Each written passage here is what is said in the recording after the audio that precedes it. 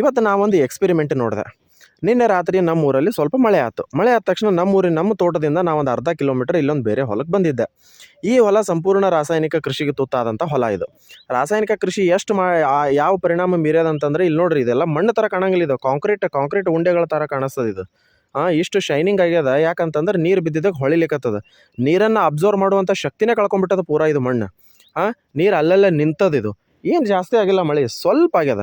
ಸ್ವಲ್ಪ ಮಳೆಗೆ ಪರಿಸ್ಥಿತಿ ಏನಾಗೈತೆ ಅಂತಂದ್ರೆ ನೋಡ್ರಿ, ಇಲ್ಲಿ ನೀರು ನಿಂತಾವಿಲ್ಲಿ, ಹೌದಾ? ಈ ನೀರು ನಿಂತಿದ್ದು, ಈ ನೀರನ್ನು ಹೀರಿಕೊಳ್ಳುವಂಥ ಶಕ್ತಿ ಮಣ್ಣಿಗೆ ಇಲ್ಲ. ಯಾಕ್ರಿ ವೀರೇಶ್ ಅವರು, ನೀರು ಹೆಚ್ಚಾಗಿ ನಿಂತಿರ್ಬೋದಲ್ಲ ಅಂತ ನೀವು ಅಂತೀರಿ. ಬಟ್ ಪರಿಸ್ಥಿತಿ ಏನಂತಂದ್ರೆ ನೋಡ್ರಿ, ಅರ್ಧ ಇಂಚು ಮಣ್ಣು ತೊಯ್ದಿಲ್ಲ, ಇಲ್ಲಿ ಪೂರ್ತಿ ಮಣ್ಣು ಒಣದದಿದು. ಈ ಒಣ ಮಣ್ಣೊಳಗೆ ಇಷ್ಟು ನೀರು ನಿಂತಾವೆ ಅಂದ್ರೆ ಊರು ಯಾಕೆ ಮುಳುಗ್ತಾವೆ ಅಂದ್ರೆ ಇದೇ ಕಾರಣಕ್ಕೆ ಮುಳುಗ್ತಾವೆ. ನಾವು ರಾಸಾಯನಿಕ ಕೃಷಿ ಮಾಡಿ ಮಾಡಿ ಮಾಡಿ ಮಾಡಿ ಮಾಡಿ ಮಣ್ಣಿನಲ್ಲಿರುವಂಥ ಎಲ್ಲ ಜೀವಾಣುಗಳನ್ನು ಕೊಂದುಬಿಟ್ಟಿವಿ. ಮಣ್ಣಿನೊಳಗೆ ಜೀವಾಣು ಕೊಂದ ಮೇಲೆ ಮಣ್ಣೆಲ್ಲ ಗಟ್ಟಿಯಾಗಿಬಿಟ್ಟದ.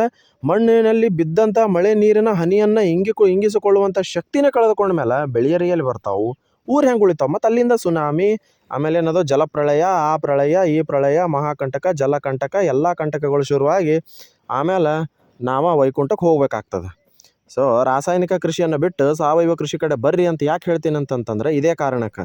ನಾನು ನಮ್ಮ ತೋಟ ಎಲ್ಲ ತಿರುಗಾಡಿ ಬಂದೆ, ಎಲ್ಲಿ ನಮ್ಮ ಕಾಲಿಗೆ ಮಣ್ಣು ಕಾಲಿಗೆ ಕೆಸರು ಹತ್ತಾಕತ್ತಿಲ್ಲ. ಯಾಕಂತಂದ್ರೆ ಎಲ್ಲ ಅಬ್ಸರ್ವ್ ಮಾಡಿಬಿಟ್ಟದ.